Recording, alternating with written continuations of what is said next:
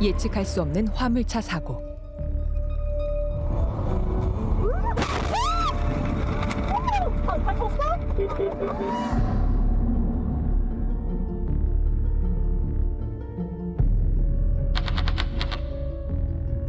화물차 사고 3건 중 2건이 졸음운전 사고.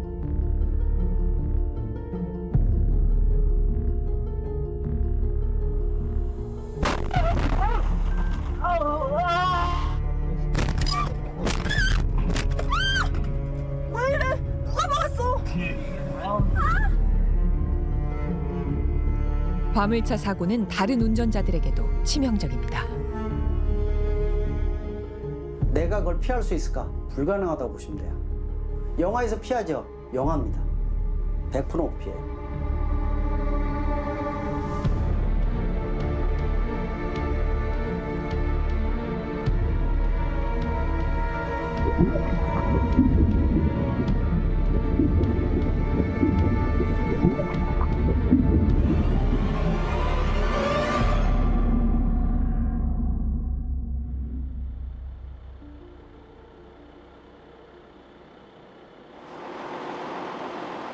어둠이 채 가시기 전 새벽.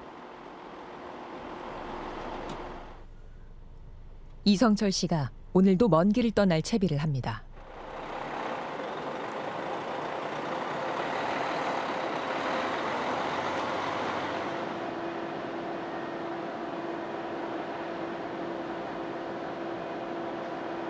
운반할 화물을 직접 실으러 왔습니다.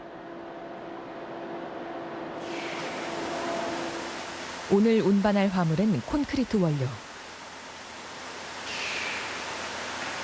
이거는 차에 짐을 안 실었을 때 무게, 그 다음에 이거는 실제로 실리고 있는 제품 무게, 그 다음에 이거는 제품하고 차 무게하고 다 합쳐서 총중량. 오늘 이거- 제품 무게 몇 톤 실으시는 거예요? 제품 무게는 한 28톤 900 정도 싣고요. 그 다음에 총중량은 과적이 안 되는 양을 싣는 거예요.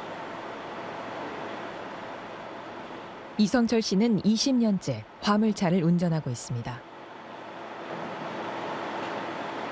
이거는 제품 이름이 도로 슬러그 미분말. 제철소 공장의 폐기물인데 네. 그 양이 어마어마해요. 네네네. 그거를 우리나라에서는 폐기시키지 않고 네네. 갈아서 시멘트 섞어서 콘크리트 원료로 쓰고 있는 거예요. 한 20년 전에는 시멘트 회사에서 사람을 채용해서 짐을 실어줬어요. 저기 직원들이 짐을 실어줄 뚜껑을 닫아주고 그다음에 통장 주면 갖고 가면 되죠.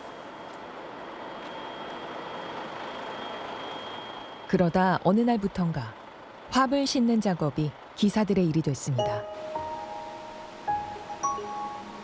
익숙하지 않은 일이다 보니 혹시 사고가 나지 않을까 불안하기도 합니다.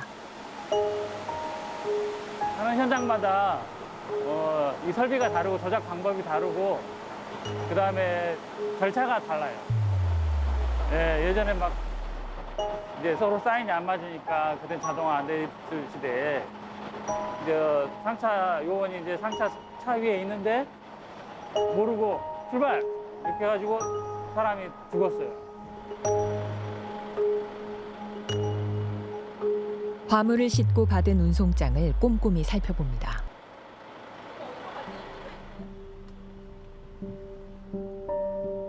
채 새벽 6시가 되지 않은 시각, 목적지인 수원을 향해 출발합니다.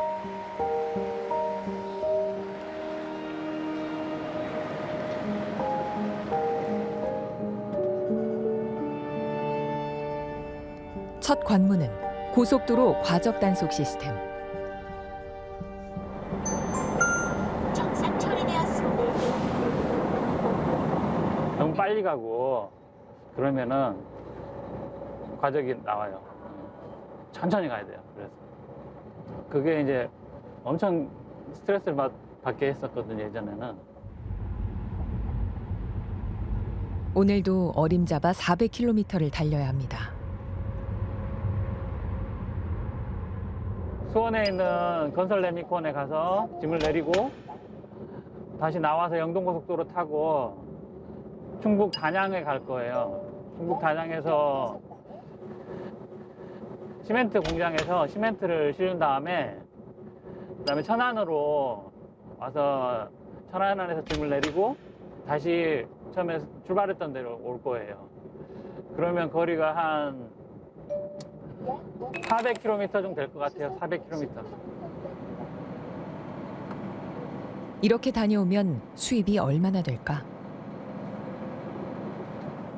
하루에 매출이 최소 70만 원 선은 돼야 돼요. 70만 원 선. 100km당 매출이 최소한 한 14만 원 정도 나와야 될 것 같더라고요. 오늘 매출은 50만 원 조금 넘는 수준입니다. 그러면 좀 부족한데 최근에 물가가 오르고 유가도 오르고 여러모로 비용이 많이 드니까 항상 신경 쓰이는 건 사고입니다. 14년 전에도 큰 사고를 겪었습니다. 수금이 안 됐어요. 할부가 2개 해가지고 700만 원이 들어가야 되는데 양쪽 다 수금이 안 된 거예요. 스트레스가 어마어마했죠. 그런 스트레스가 이제 터널 시야를 만들어요. 그러니까 시각이 이렇게 좁아지는 거죠. 그래서 이 정도로 운행하는데 갓길이 안 보였어요. 갓길에 차가 서 있었는데 차선을 살짝 벗어나면서 차가 부딪혔습니다. 차는 반파됐지만 다행히 크게 다치진 않았습니다.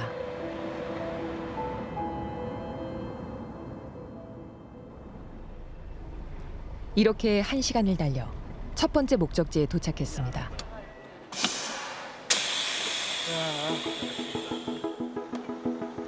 실어온 콘크리트 원료를 저장 탱크에 옮겨야 합니다.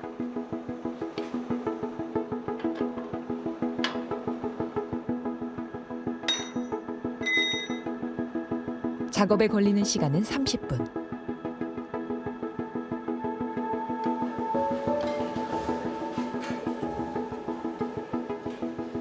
서둘러 식사를 끝마쳐야 합니다.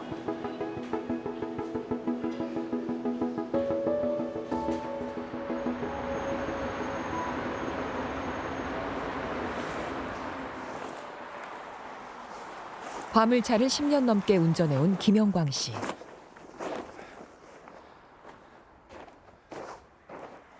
비 맞지 말라고 비 맞지 말거나 혹시라도 이게 가루 같은 게 떨어질 수도 있으니까 대부분 포장하려고 하는 작업입니다.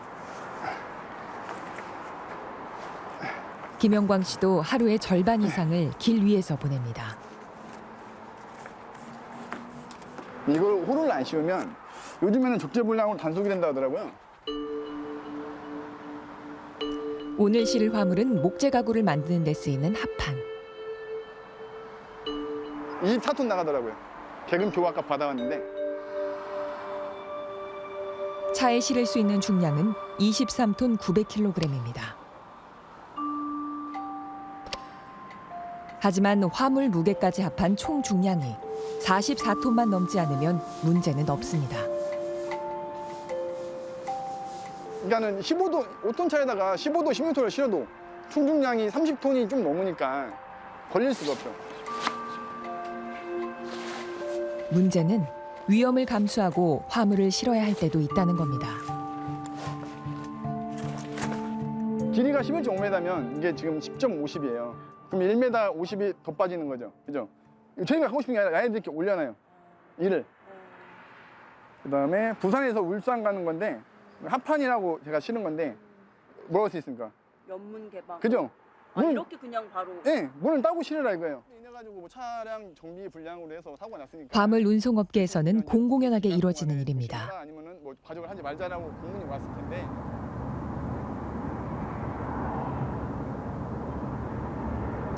어느새 이성철 씨는 1시간을 더 달려 경기도 여주 근처를 지나고 있습니다.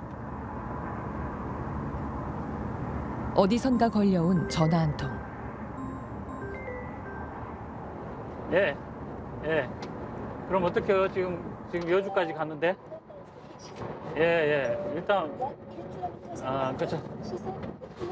자고 안에 여기서 차를 돌릴 수는 없는 거니까 내일 거라도 실어야지. 예. 예. 차관 전화 주세요. 앞으로 한 1시간 정도 걸리니까. 표정이 어두워졌습니다. 전화 가는 게 취소됐다고. 아 진짜요? 계속 비가 와가지고 아까처럼 사이로가 다 차 있어요. 콘크리트 원료를 내려놓을 곳이 없다는 연락입니다. 이미 실은 원료를 내리기 전까지 다른 화물 운송은 할 수 없습니다. 집에다가 얘기도 못 하겠어요. 일 못했다고. 1월, 2월 매출이 너무 안 좋아가지고 집에서도 생활비 얘기를 했는데 또 3월 매출 역시도 한 기존 매출의 한 70%도 안 됐으니까. 불과 2년 전만 해도 사정이 나았습니다. 안전운임상에 이제 몇 킬로미터 가면은 돈이 얼마다 이게 정해져 있잖아요. 그렇게 다 법사로 정해져 있었어요. 회차할 경우에 1.5배를 준다. 10만 원짜리면 15만 원을 준다. 이렇게 했었거든요. 그런 게 없어졌지. 예. 대기료 없어지고 회차비 없어지고. 안전운임제는 화물차 운전자들의 적정 운임을 보장한다는 취지로 2020년부터 3년 동안 한시적으로 운영됐었습니다. 하지만 지난해 물류비 급등과 화물차 사고 감소 효과가 불분명하다는 등의 이유로 시행이 중단됐습니다.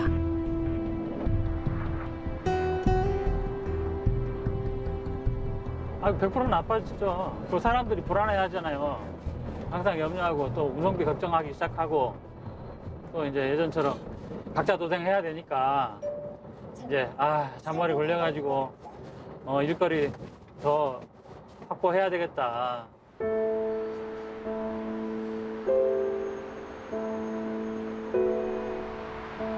출발지를 떠난 지 8시간이 지났습니다. 전방은 사고 다발 구간입니다. 자꾸만 눈꺼풀이 내려앉습니다.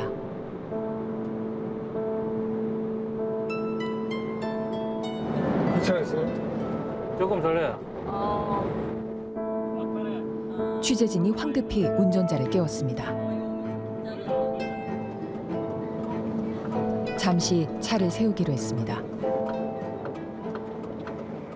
그래도 잠깐 쉬었다가 잠깐 바람을 쐬고요.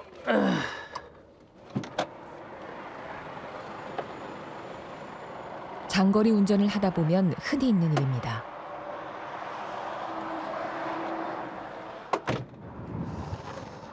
내친 김에 차량 상태도 살펴봅니다. 두들겨 보면 소리로 알 수 있어요. 아유, 쉴 때 많아.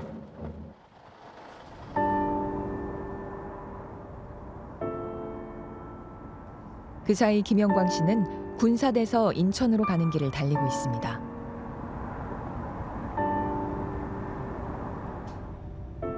첫 번째 운행을 마치고 벌써 두 번째 운송입니다. 새벽에 인천을 갔다 왔습니다. 인천을 갔다 와가지고 새벽 2시 반에 출발했어요. 도착해가지고 이제 물건 내려주고 군산을 온 게 지금 3시 반이에요. 와가지고 공장 들어가서 물건 싣고 다시 나온 게 6시 반이잖아요. 그럼 어제 새벽 2시 반에 출발했잖아요. 그럼 지금까지 잠을 못 자고 계속 일을 하고 있잖아요. 그리고 7시도 퇴근을 해요. 군산에서 인천까지 5시간 만에 다시 200km를 달려야 합니다. 사고 걱정이 없을 수가 없습니다. 졸음운전 사고를 크게 날 뻔했어요. 뭐 진짜 죽는 줄 알았어요. 몸이 너무 피곤하면 잠깐 나도 모르게 눈이 감겨요. 눈이 감겨가지고 잠깐 눈을 감았는데 눈 뜨니까 여기 중앙물대 바로 앞에 있더라고요. 제가 와 그래가지고 진짜 이대로는 죽겠구나 싶어가지고 그때 사고 난 이후로는 졸리면 무조건 졸음쉼터 가갖고 10분이든 30분이든 자고 가요. 휴게소에서. 화물차 운전자의 졸음운전은 특히 치명적입니다.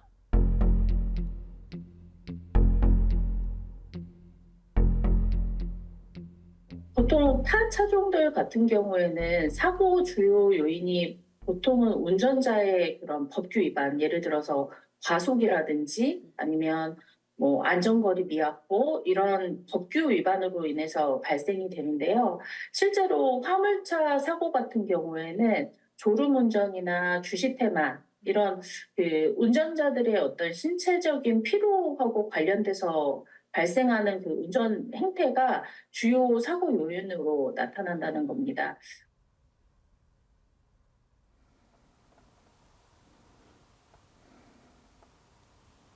자정 무렵 잠시 눈을 붙이기로 했습니다. 잠에서 깨면 다시 도로 위를 달려야 합니다. 그만둬야겠다 생각을 하긴 했었어요. 너무 위험하니까. 근데 할 수 없었던 게 이 차를 이제 할부가 들어가잖아요. 근데 이 차를 팔면 손해를 많이 보더라고요.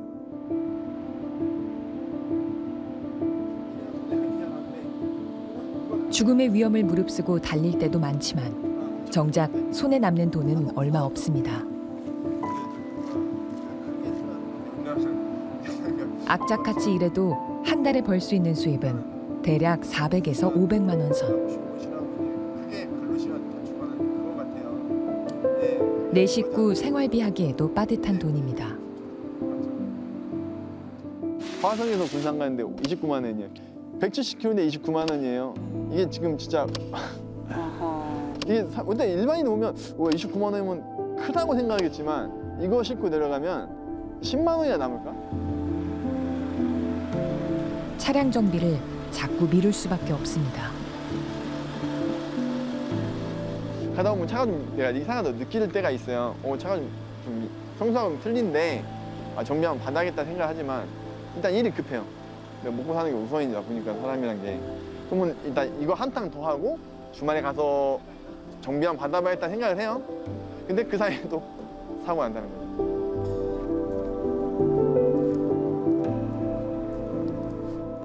일단 화물 운송 시장은 공급 과잉, 그러니까 화물차를 운전해서 서비스를 제공하려는 자가 이 수요에 비해서 더 많다라고 보여지는 거죠. 그래서 결국은 협상력, 바게이닝 파워가 화주에게 더 있다고 볼 수 있습니다. 그러다 보니까 가격도 낮게 책정될 가능성이 높은 시장이고요. 또 마찬가지로 화주의 요구에 가급적이면 맞춰주는 것이 앞으로 안정적인 물량 확보에 중요할 수 있죠. 중소업체인 운송회사들이 그 화주의 운송을 수탁받아서 그거를 화물 운송기사에게 위탁하는 구조로 돼 있죠. 적절한 운임을 주도록 하는 제도적 강제가 없으면 운송 단가는 계속 내려갈 수밖에 없고 중소 운송업체들은 그걸 화물 운송기사들에게 적절한 운임을 책정해 줄 수 있는 여지가 별로 없는 거죠. 화물차 기사들은 적정한 기본 운임을 보장받기를 원하고 있습니다. 하지만 물류비 인상에 대한 부담 등을 이유로 반대 의견들도 적지 않은 상황입니다.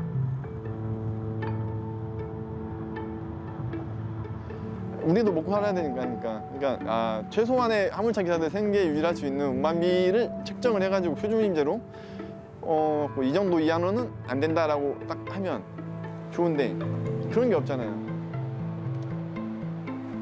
시스템적으로 휴식 시간과 잠자는 시간, 또 일하는 시간, 운행 거리 이런 것들이 정립이 돼야 돼요. 그게 이 정도 이상 하면 안 된다라는 것이 틀이 정해지고 그 안에서 그러면 어떤 게 합리적인 운비인가 어느 정도가 이런 것들을 생각해야 되는 것 같아요.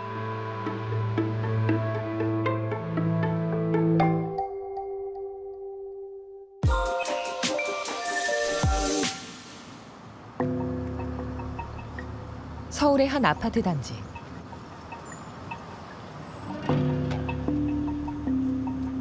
지난 3월 이곳에서 주민들을 놀라게 하는 일이 있었습니다. 아파트에 불미스러운 일이 일어났다라는 정도의 게시는 됐었어요. 그런 상황이 발생한 것이 참 안타깝죠.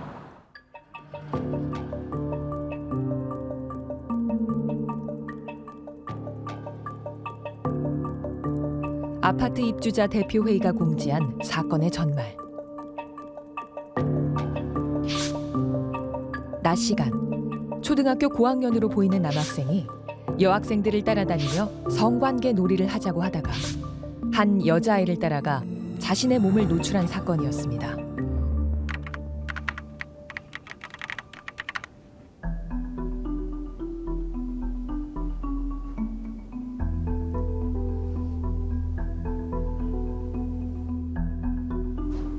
이 소식이 알려지자 수백 개의 댓글이 달렸습니다. 이 사건은 가정교육의 문제가 가장 크다. 저건 100% 부모 탓이지. 교육이 필요하다.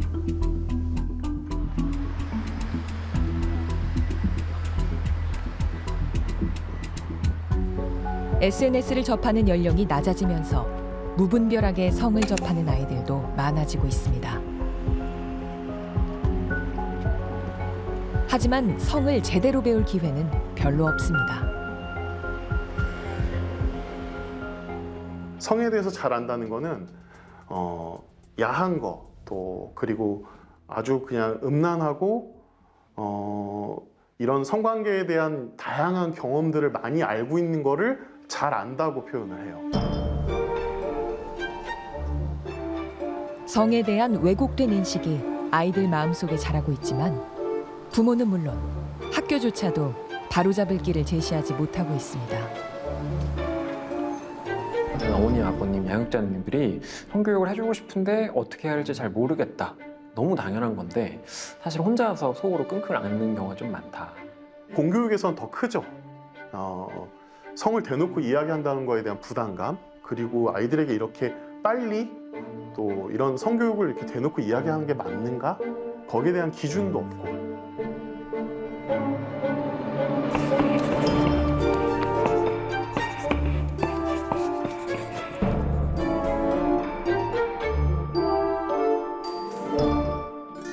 들어오세요. 갑시다.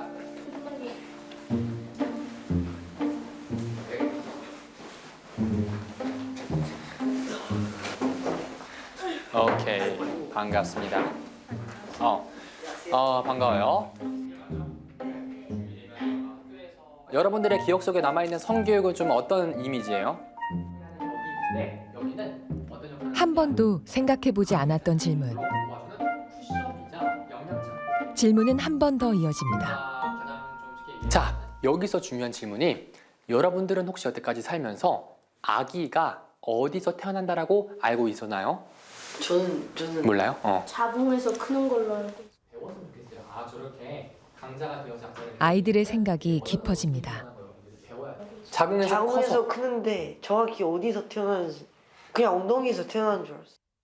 중학교 2학년 애들조차도 아기가 어디서 나오는지 모르는 친구들이 수두룩합니다. 야동을 봤어도 몰라요.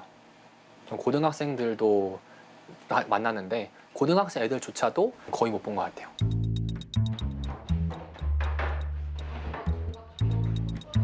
그렇다면 비슷한 또래의 여자아이들은 어떨까? 소변 보는 곳은 어디예요? 중간쯤. 소변 보는 곳은 요도라는 곳이 있어요? 그죠? 여성으로서 이 나이쯤 반드시 알아야 할 것들에 대한 교육도 처음 받아봅니다. 엉덩이 훨씬 크니까. 그럼 우리 여기 항상 넓은 데가 어디 쪽으로 가야 된다고? 엉덩이 쪽으로 가야 돼요. 아이들은 이미 다양한 경로로 성을 접한 상태였습니다. 그럼 너는 성관계나 라는 단어를 어디서 처음에 들어봤어? 뉴스 댓글에서.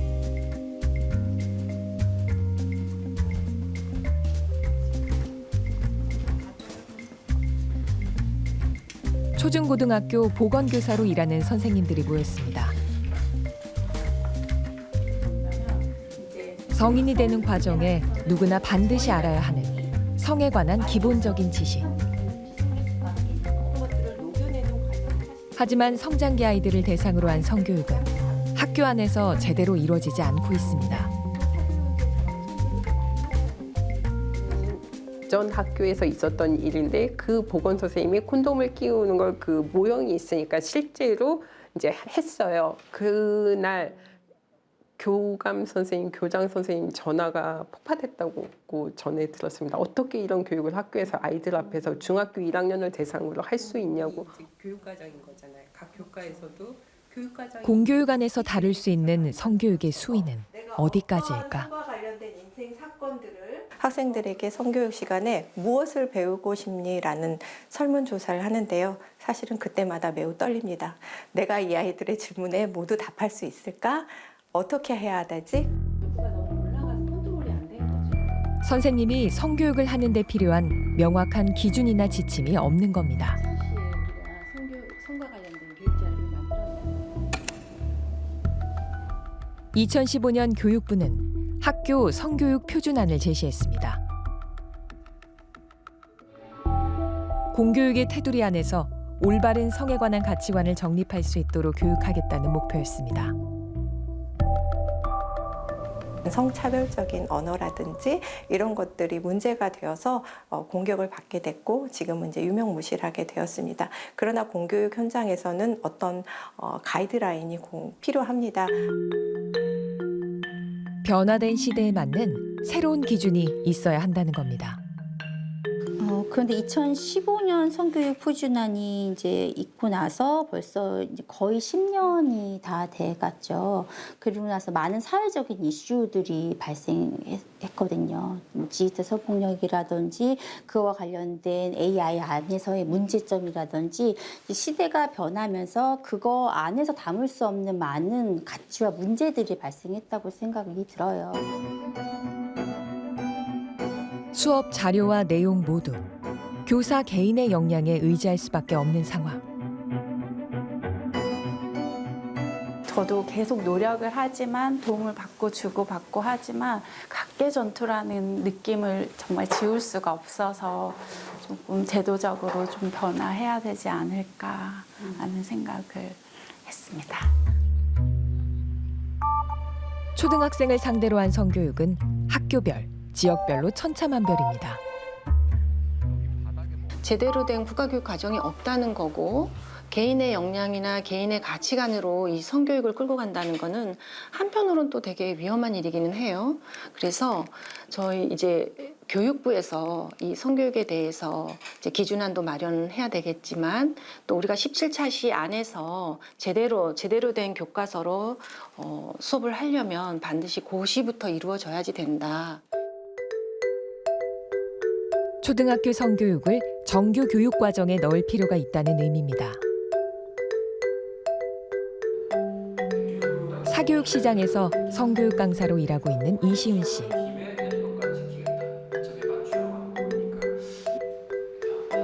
주로 초등학교 고학년부터 고등학생 남자아이들을 대상으로 성교육을 하고 있습니다. 우리 아이들이 소셜미디어나 스마트폰 같은 걸 이용하다가 우연하게 혹은 의도를 가지고 그 디지털 성범죄에 노출이 될 수 있을 때 우리 아이가 피해자가 되지 않는 방향, 그다음에 가해자도 되지 않는 방향을 설명하는 게 최저선에 대한 교육이고요. 그 외에 이제 아이들도 궁금한 게 있고 불안한 게 있잖아요. 근데 그거를 물어볼 대상이 딱히 없어요. 학부모님한테, 엄마 아빠한테 묻기에는 일상에 껴있어서 쉽지 않아.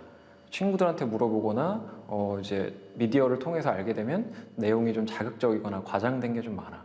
그런 경우가 많기 때문에 우리 아이들한테 좀 친근하게 성에 대한 궁금증, 불안감을 해소할 수 있게 그 정보들 안에서 자기 기준을 잡을 수 있게 내용을 설명하는 게 많고요. 맞아요. 성교육 강사를 찾는 학부모는 점점 많아지고 있습니다.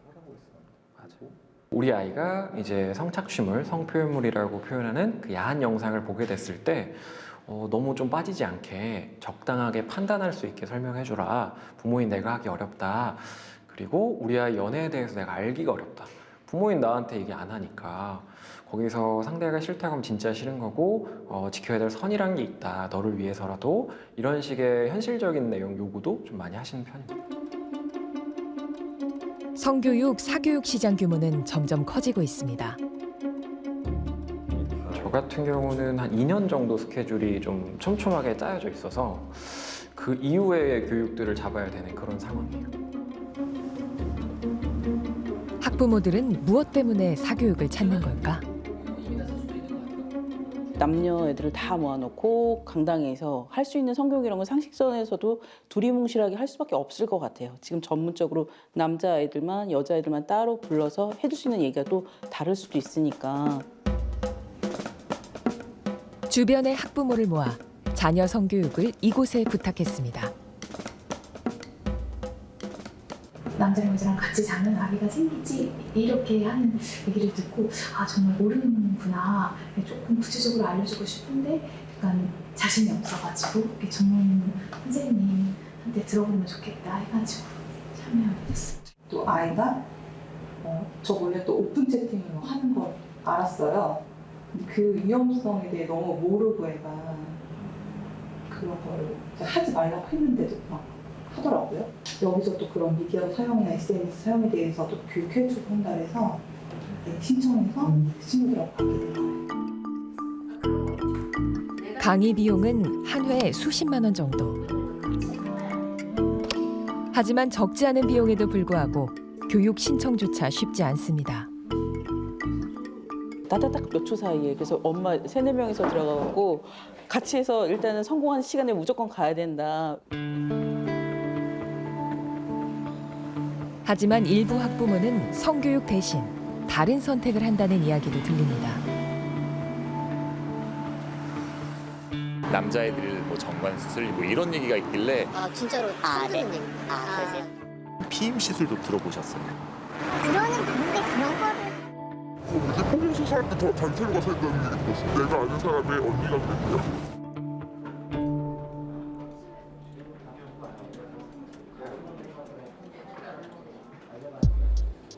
사실일까?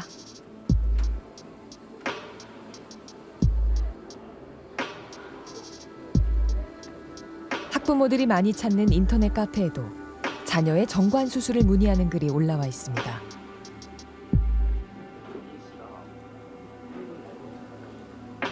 사교육 시장에선 공공연하게 떠도는 이야기.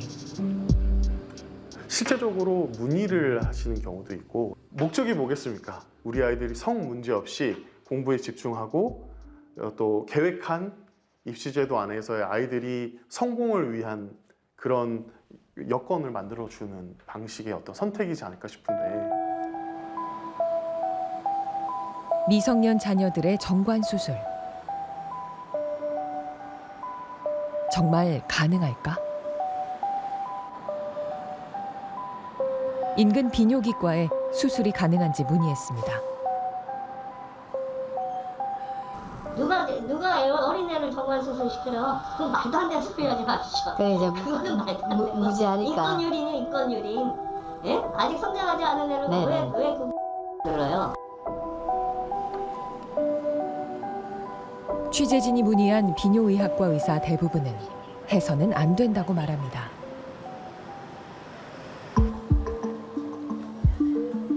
하지만 불가능한 건 아니었습니다. 그 정관 수술도 같이 하나해서 애기를? 네. 혹시 부모님 계세요? 네네. 와이프가 좀 물어봐 달라 해서 그거는 부모님이 계약서 써야 돼요.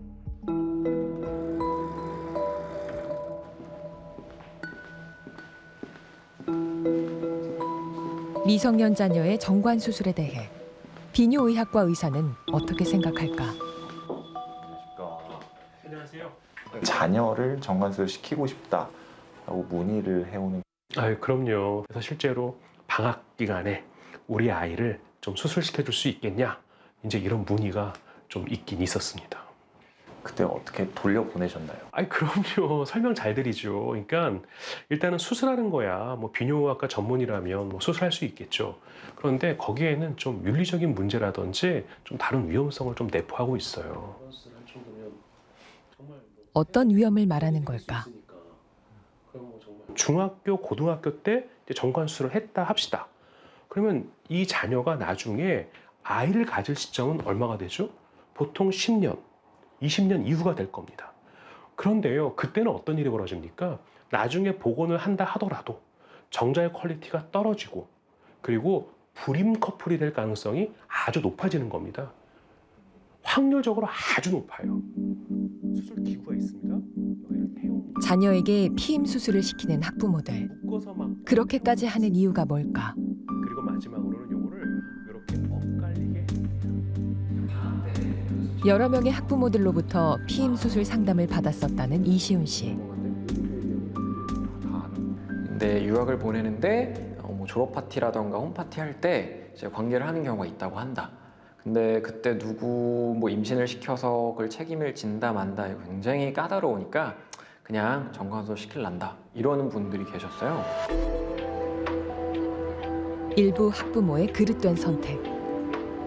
아이들이 청소년기에 임신에 대한 문제가 생기는 것들을 원천으로 차단할 수 있는 방법들을 찾는 거죠.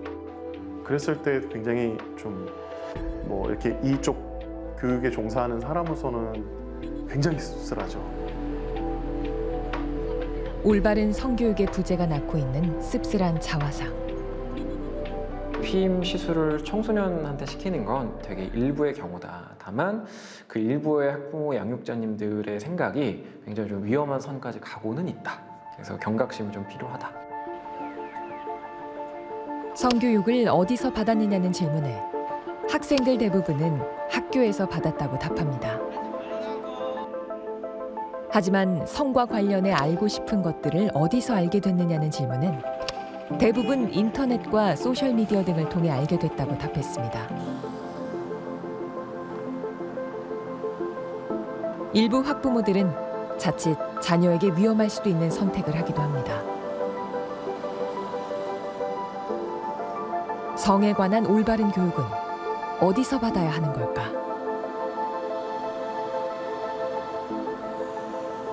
여전히 이 역할은 공교육에서 해야 되는 게 맞고, 자라나는 학생들이 성에 관한 올바른 가치관을 가질 수 있도록 누구에게나 보편적으로 이루어져야 하는 성교육. 사교육이라고 하면 누구는 받고 누구는 받지 않고의 교육인데 공교육이라고 하면 모든 국민들이 받을 수 있는 교육이에요. 그래서 반드시 성교육은 공교육에서 담당해야 하는 교육이 맞거든요.